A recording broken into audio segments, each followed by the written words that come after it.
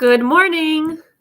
Today we're going to talk about my favorite tool for teaching sight singing. And this would apply for choirs, but it could also apply to band. It could even apply to general music because I've done it with all of those different groups.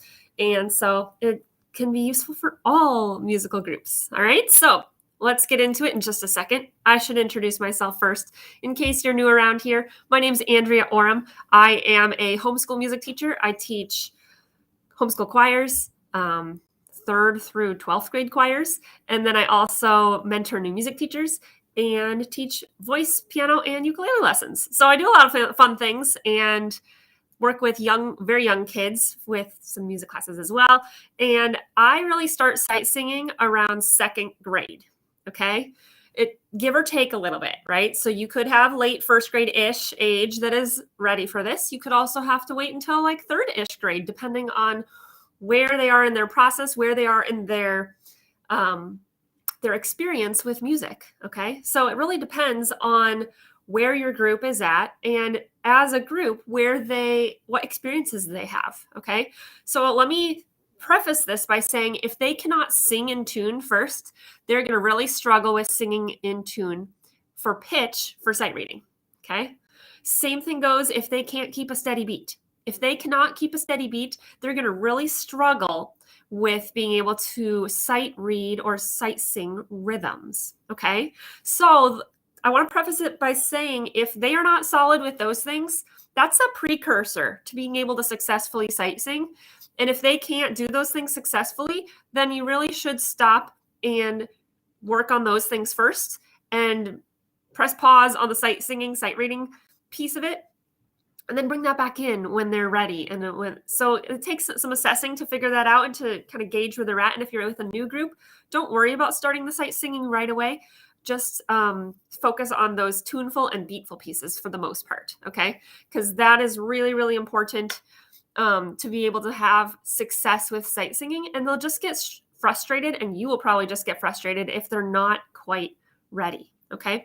Let me know in the comments if that makes sense to you, just like that precursor piece, because that can be kind of a light bulb moment for some new people that go, oh, so that's why I've been struggling with this piece a little bit, because I didn't focus on the foundation or the prerequisites for being successful with that. So let me know in the comments if it was a light bulb, if that was helpful for you. Oh, by the way, you can also put questions in the comments and other things. And if I have time at the end, I will put you up on screen. And it's kind of fun to do that. So stay tuned for seeing more comments on and asking questions and things like that. And I can just converse with you live here, which is part of the fun of live. Okay, so my favorite tool for sight singing is a curriculum, which is super affordable as far as curriculums go, called Conversational Solfege. Ooh. Oh, hello there. He's making an appearance today, I guess. So Conversational Solfege is a system that approaches teaching sight singing ear first, then eye. Okay? Ear first, then eye. So you're hearing and getting it really solid with your ear first. Then you're able to read it. And then the last step is creating. Okay? So ear, then eye, then create. And when you have all those pieces put together, it's magical. It's solid gold. And it's so cool when you do this process. It really only takes like 5 to 7 minutes per class. At least that's the time I spend on it. Once you really understand the system and can move fairly smoothly through the steps in the program, it really doesn't take very long each class. So the students, don't feel like they're working hard, which is great. You don't feel like you're plugging, trying to pull teeth, trying to get them to do something that they're not really super into. And they don't have to be super into it. But the idea is that it's very playful based, very game based, and it doesn't take super long. You can spend a little longer on it if you want to move a little more quickly, potentially. But if you see your high school choir every single day, or if you see the different groups pretty regularly, you'll move really quickly through it. If you are working with younger students, like I said, I can start this around 2nd grade. Then it takes a longer for me when I purposefully make it a little bit longer so that we get really solid on those basics and for the whole group. Okay. So you could start everybody once they're all singing tunefully and able to keep a steady beat Once they're all there, you could theoretically start everybody at the same spot, and then you could quickly have your high schoolers and middle schoolers move more smoothly through it quickly, because they'll get the concepts a little bit more quickly than the younger students, and then you just take more time with the younger students. So that's kind of my fun thing about this, is that it can be applied for everybody. And there's some gold stuff in here. There's a whole section on play-based ways to practice the different steps of the curriculum, of the workout, I guess you could call it. And I love these different options because you don't have to do it the same way every time for each unit. The other resource that I should show you is the flashcards. I love them. I know they're a little expensive. At least I thought they were a little bit, but then I realized afterwards they were so worth it that it wasn't that bad at all. So these are like the rhythm ones. Here's the first unit example, just quarter note and eighth notes. And then here is the first tonal unit example. So there are some 4-note cards and some 3-note cards. So I have them mixed together right now. You can separate them, so you can just do the 3-note cards if you want. But the first tonal unit is mi, re, do. So it's super simple. It starts in the key of F, which is a really fairly easy key for most people to sing in to start with. And so I love the structure. I love the setup and how easy it feels.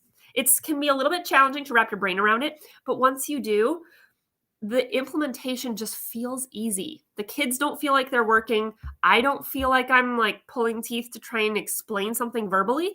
I'm just imparting this to their ear.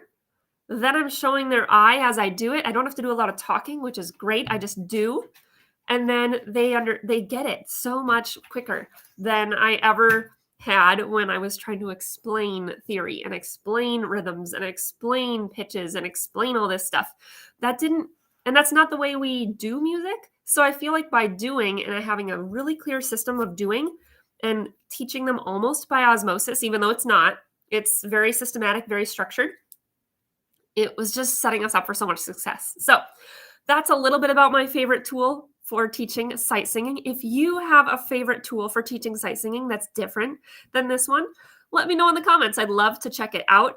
This is just the favorite that I have come across in my years of teaching, and it has been so helpful. And it's great that I can use it all the way through my younger students all the way up to my older students and just implement it in slightly different ways with different games and different exercises that they can implement. So let me know if you have some others to share. I would love to see those, and I'm sure other people could benefit. If you liked what you learned here, you can check out the Music Lover to Music Teacher group, and there's so many more videos kind of like this in the guide section, which is kind of like a library. So I try and categorize them a little bit so you don't have to sort through as much stuff.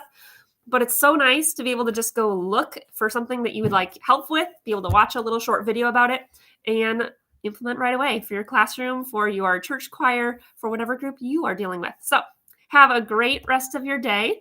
If you're already in that group, go check out the guide section, and there's a giveaway going on every single week. So go check out the posts that explain what to do each week for that. I'll be announcing last week's giveaway winner today. So check that out, and I can't wait to see you tomorrow. Bye for now.